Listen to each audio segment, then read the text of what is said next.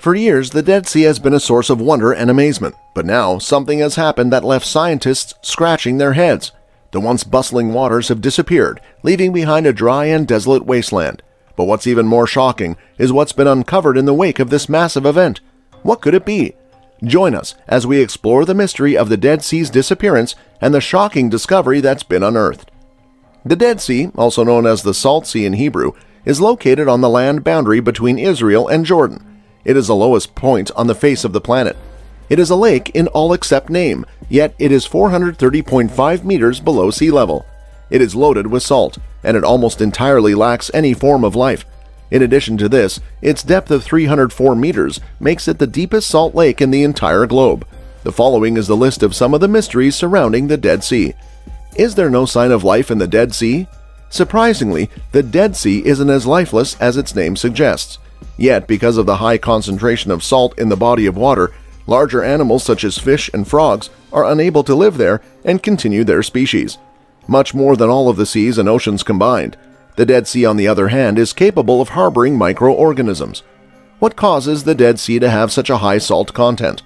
The Dead Sea is surrounded by land, therefore the water that is contained within it eventually evaporates.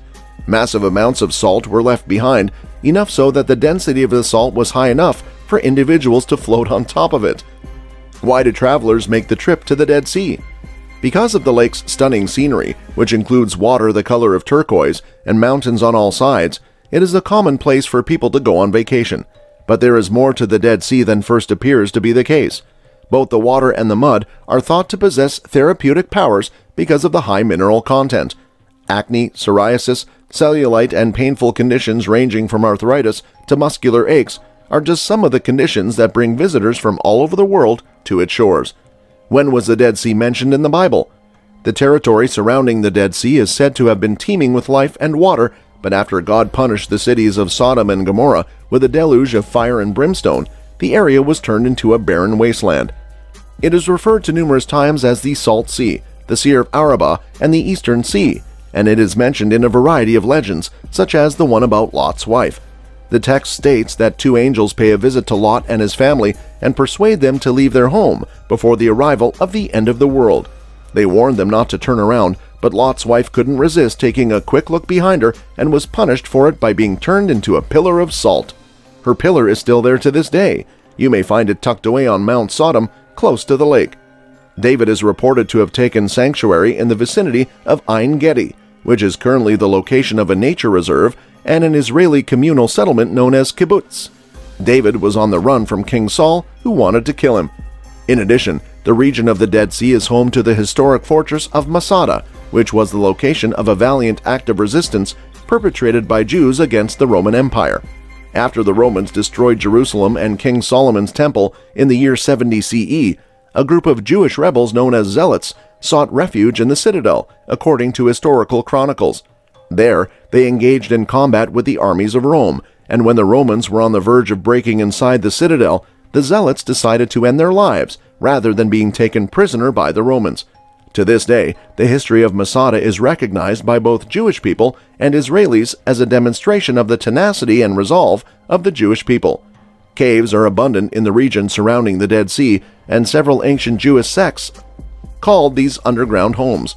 The biblical significance of the Dead Sea was established beyond a reasonable doubt when in 1947 the Dead Sea Scrolls were discovered in the caves where they had been hidden.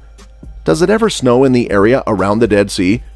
Near the conclusion of the summer, a very little dusting of snow can be seen on the surface of the Dead Sea. Salt precipitation was the culprit behind this phenomenon, which has been a puzzling occurrence ever since it was spotted for the first time in the 1980s. The snow is the consequence of a process known as double diffusive convection, which takes place when the water from the very salty upper layer of the Dead Sea combines with the water from the lower layer, which is less salty. This results in the formation of snow. Is there less water in the Dead Sea? Scientists believe that the Dead Sea is decreasing by an average of 3.3 feet every year, which brings it to a length that is already half of what it was a century ago. This is because water from the Jordan River, the only source of water that feeds into the Dead Sea, is being diverted to be utilized for drinking purposes instead. Israel and Jordan reached an agreement in 2015 to maintain the water levels of the Dead Sea through the construction of a canal that would reconnect it to the Red Sea to the south. This canal would allow the two countries to pump 300 million cubic meters of water annually into the Dead Sea. The agreement was made in 2015. Political considerations have, up to this point, preventing any progress from being made towards the construction of this canal. Why is the Dead Sea shrinking? A lot of people are worried about the Dead Sea. Some people think that the Dead Sea is dying because things have gotten so bad. Because the changes to the Dead Sea are bad for the people who live there and for tourism to the area, some beaches have recently been closed until further notice because of sinkholes. It is important to explain what is going on. The River Jordan is dry. The River Jordan drying up is likely the single most important reason why the Dead Sea is shrinking. In the past, the River Jordan was a full, rushing river that flowed into the Dead Sea and made up for the water that evaporated naturally. With the creation of modern nation-states, about 90% of the water from the River Jordan has been taken away to support the region's growing population and thriving farming. Since the River Jordan isn't flowing as fast as it used to, the Dead Sea isn't getting the amount of fresh water it needs to stay at its natural level. The weather. Since the British took the first measurements of the sea level 100 years ago, the Dead Sea has been getting smaller. According to geologists in a report from the BBC, the waterline of the Dead Sea has fallen and risen at different times throughout history. Scientists think that the changing level of the Dead Sea shows changes in the climate as a whole. During periods of drought, which are endemic to the hot desert region in which the Dead Sea lies, there is little to no rainfall to refill the natural depletion of the sea. Unfortunately, the weather is also to blame for the mystery of why the Dead Sea is shrinking. Government getting to know the Dead Sea better. During the Mandate, British engineers came up with the idea of building a pipeline to move water from the Red Sea to the Dead Sea. This was called the Red to Dead Plan. For a long time, politics kept the idea from becoming a reality. Israel, Jordan, and the Palestinian Authority are finally making plans to build the pipeline from the Red Sea, but some worries bringing water from the Red Sea into the Dead Sea could hurt the Dead Sea's minerals and salts, its rate of evaporation, and the growth of algae and other life in the water, sediment, and rocks around it. Filling the Dead Sea with water from the Red Sea could even hurt the unique ecosystem of the Arava Desert, which is close by. The final feasibility study is being done right now, and the project should be done by 2021. Even though the Dead Sea is used for business, such as tourism and mineral mining, the sea's drying is a political and climatic event. Since it didn't start making money until the 1950s, the business around the Dead Sea is fairly new. It is mostly owned by the Dead Sea Works, which uses evaporation ponds to mine the sea for potash, which is used in fertilizers and other products all over the world. From the research that governments and NGOs are doing now, it looks like a healthy Jordan River is the key to naturally restoring the Dead Sea. If that doesn't work, the pipeline from the Red Sea to the Dead Sea might work. In either case, the only way to stop the Dead Sea from drying up is for governments to work together and come up with new ways to use engineering. This is the real long-awaited solution to the Dead Sea problem. How do sinkholes come to be?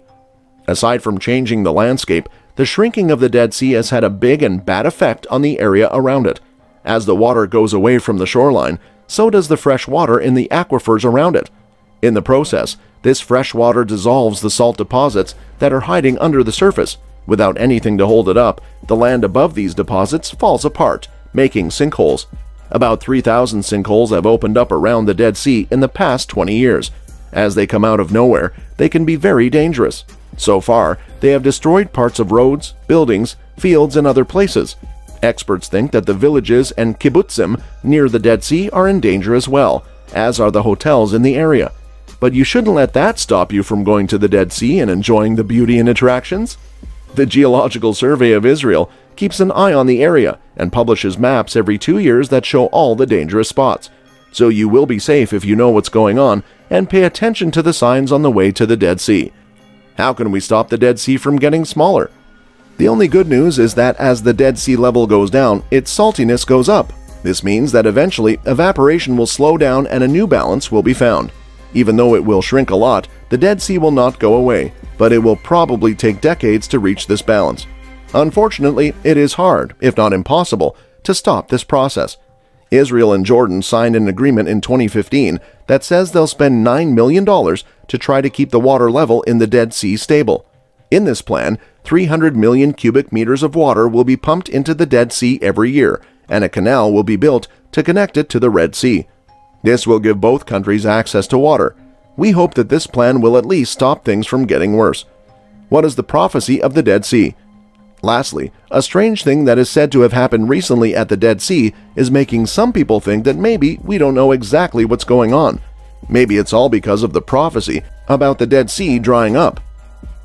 Last year, a Jewish woman from Jerusalem named Samantha Siegel found that ducks and fish were swimming in some sinkholes near the Dead Sea that had been filled with fresh water. Since the Dead Sea had almost no animals, this is very unusual and also reminds Siegel of an Old Testament prophecy. In the book of Ezekiel, it says that one day, water from Jerusalem will flow east to the Dead Sea. When it gets there, the Dead Sea's water will be healed, and every living thing that comes there will live, and there will be a lot of fish swimming in it. Is this really what's going on right now? Thanks for watching. If you enjoyed this video, don't forget to give it a thumbs up and subscribe to our channel for more fascinating content like this. We'll see you in the next one.